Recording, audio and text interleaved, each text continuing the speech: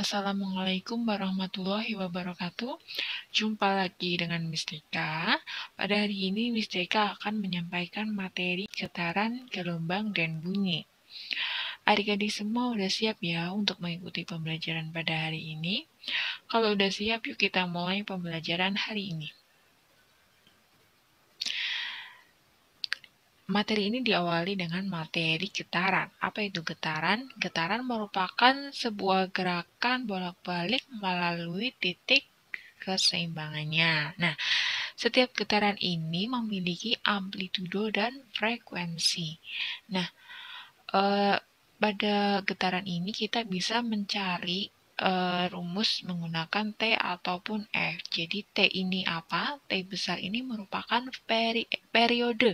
Periode itu jumlah periode waktu yang dibutuhkan ketika benda itu melakukan getaran bolak-balik seperti itu. Jadi di sini periode itu tentang banyaknya periode waktu dalam waktu tertentu seperti itu. Nah, sedangkan kalau frekuensi ini banyaknya jumlah getarannya, banyaknya suatu gerak benda bolak-balik dalam waktu tertentu. Nah, di sini antara periode dan frekuensi itu memiliki perbandingan terbalik. Jadi T itu 1/F, bisa juga kalau F itu 1/T.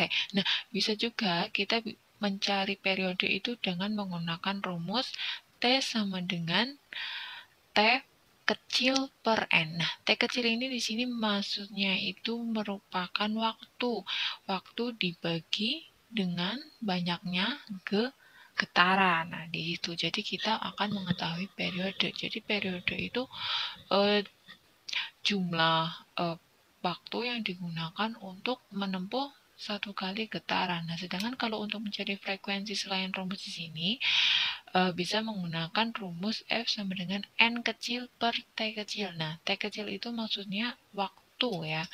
Nah, N-nya itu jumlah getaran. Jadi frekuensi itu untuk mengetahui banyaknya getaran dalam persatuan waktu seperti itu ya. Nah, di sini periode menggunakan satuan S ini sekon, dan frekuensi itu menggunakan satuan hertz gitu ya. Nah, selanjutnya, apa itu gelombang? Gelombang merupakan rambatan dari sebuah getaran. Di sini Miss Deka akan menyampaikan ada dua macam gelombang yang harus kita kuasai ya. Yang pertama ada gelombang transversal dan yang kedua ada gelombang longitudinal. Nah, ini merupakan gambar gelombang transversal dan gelombang longitudinal. Nah, yang paling atas ini merupakan gelombang transversal.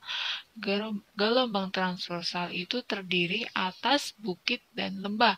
Jadi satu gelombang itu terdiri atas satu bukit dan satu lembah. Jadi kalau di gambar di sini tuh dia memiliki dua gelombang ya, karena dua bukit dan dua lembah. Sedangkan kalau gelombang longitudinal ini terdiri atas renggangan dan rapatan. Satu gelombang itu terdiri atas satu renggangan dan satu rapatan. Nah, panjang gelombang ini disimbolkan dengan huruf simbol lambda ya. Ini lambda ya namanya. Satu panjang gelombang itu namanya lambda. Nah, hubungan antara panjang gelombang, frekuensi, periode, dan cepat rambat gelombang bisa dicari dengan rumus V sama dengan frekuensi kali panjang gelombang. Atau ketika kita mencari panjang gelombang, bisa menggunakan rumus cepat rambat dikali dengan periode. Nah, cepat rambat ini menggunakan satuan meter per sekon ya teman-teman. Nah, sedangkan kalau panjang gelombang itu menggunakan satuan meter. Nah, untuk frekuensi sama periode itu sama kayak yang di getaran gitu ya. Biasanya nanti di soal itu ada soal yang menanyakan berapa cepat rambat gelombang, berapa panjang gelombang maupun frekuensi. Bisa juga yang ditanyakan adalah periode. Nah, selanjutnya adalah bunyi. Apa itu bunyi? Bunyi adalah segala sesuatu yang bergetar, ya. Jadi segala sesuatu yang bergetar itu pasti menimbulkan bunyi. Nah, dari definisi tersebut bisa disimpulkan sebuah sifat bunyi kalau bunyi itu ditimbulkan oleh benda yang bergetar. Kemudian gelombang yang dihasilkan adalah gelombang longitudinal. Nah, di bunyi ini dia memerlukan media perambatan. Jadi kalau nggak ada media perambatannya, maka bunyi tidak dapat didengar gitu ya. Nah, bunyi ini juga dapat dipantulkan, juga dapat mengakibatkan terjadinya resonansi. Nah, di sini cepat lambat bunyi itu merupakan jarak yang ditempuh bunyi dalam waktu 1 sekon gitu ya. Nah, selanjutnya kita ada rumus yang harus kita pahami. Jadi untuk mengetahui cepat lambat bunyi itu rumusnya adalah S per T. S itu jarak dan T itu waktu. Seperti biasa, kalau waktu dalam sistem internasional itu satuannya menggunakan sekon ya. Nah, dari rumus V sama dengan S per T, kita juga bisa mencari dengan rumus S sama dengan V kali T. Jadi tinggal dibalik aja ya, pakai segitiga. Itu segitiga rumus, kalau yang dicari V ya S per T, kalau yang dicari S, V kali T. Nah, kalau untuk dicari T, gimana rumusnya? Ya, S dibagi V, seperti itu ya. Nah, next. Resonansi, tadi di sifat bunyi terjadi resonansi. Apa itu resonansi? Resonansi itu merupakan peristiwa ikut bergetarnya suatu benda karena getaran benda lain. Contoh resonansi pada alat musik itu pada gamelan, alat musik yang dipukul, alat musik yang ditiup, alat musik petik maupun gesek. Jadi resonansi ini dapat memperkuat bunyi aslinya gitu ya. Nah, ternyata bunyi itu memiliki hukum pemantulan ya. Jadi hukum pemantulan bunyi itu bunyi datang, bunyi pantul, dan garis normal itu terletak pada satu bidang datar. Sedangkan sudut pantul itu sama dengan sudut datang. Nah, pemantulan bunyi ini dibedakan menjadi gaung dan gema. Nah, pemantulan bunyi ini dimanfaatkan untuk apa?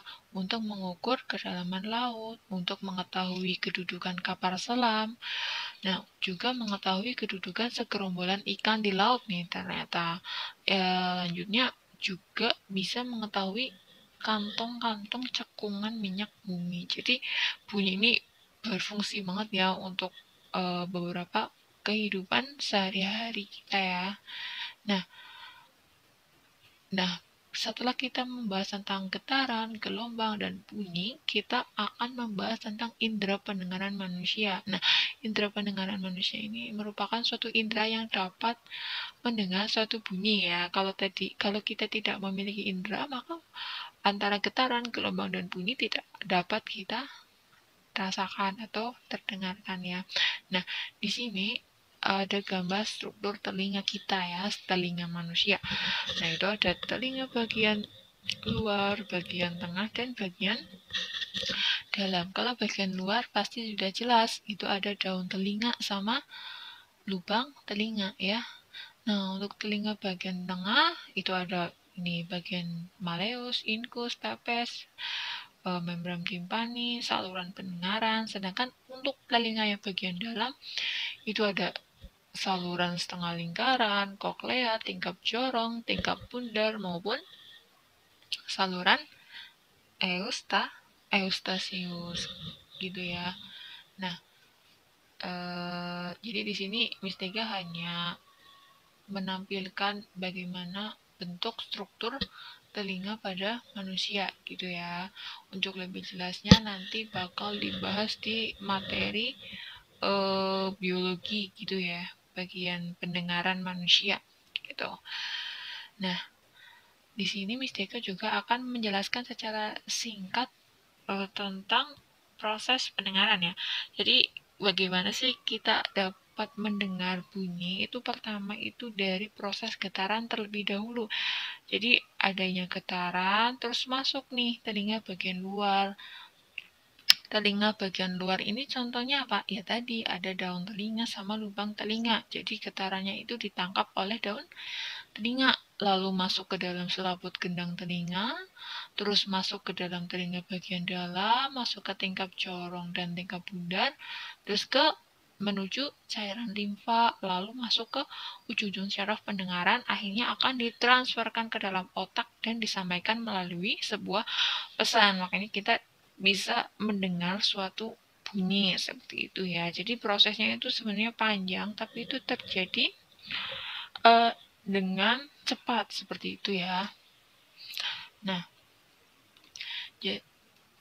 nah yang terakhir ada gangguan pendengarannya gitu ya.